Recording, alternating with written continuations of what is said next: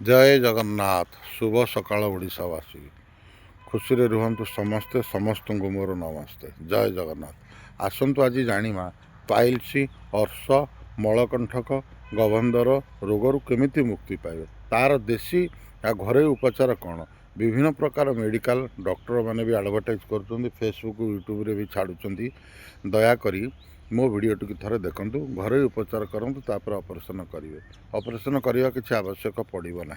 बिना ऑपरेशन रे लोक मैंने कहते भल करदे, किंतु ये रेमेडी शुणिकी रखु काम आसो। 21 दिन नियमित करंतु। बतई दूची गोटे कदली तार ऊपर चमड़ा को हटेई देवे।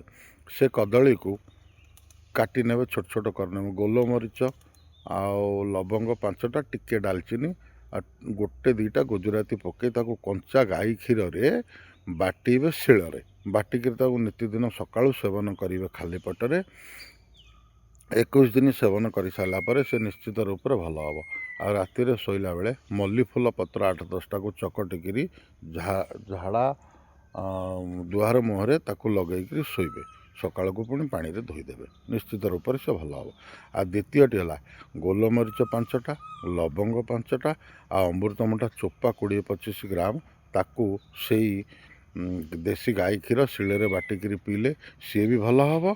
आउ गेंडु फूल पत्र, गेंडु फूलर जो पत्रटा 8-10टा खंडे ताकू चकटी देकी से मल द्वार लगे शोबे। सकाल को धोईदेवे सी भी भल हम। ये 2टा रेमेडी। आउ गोटे अच्छी बतई दूसरी आपन को, सेटा केमिति करेंगे। बर अगी समस्त जानी गाँ गहली अच्छी। बर अगी 5टा नहीं आसवे, गोलमरीच 5टा नहीं आसवे, लवंग 5टा नहीं आसवे। लवंग रे जो फूलटा थाए ताकू तोली फोपाड़ी देवे। आकु कंचा गाई क्षीर रे बाटिबे। से शिଳରେ बाटिकी सेवन करेंगे प्रत्येक दिन सकाळु। जो महिला हो बा पुरुष हो, जदि या प्रत्येक दिन सेवन कले से गोटे 21 दिन भितर संपूर्ण रूप से चलीज। दरकार पड़े आउ 7-8 दिन लगे करेंगे। ये 3टा जिनस को मुझे बतईदेली। रोगमुक्त हूँ। जय जगन्नाथ। जय ओडिशावासी।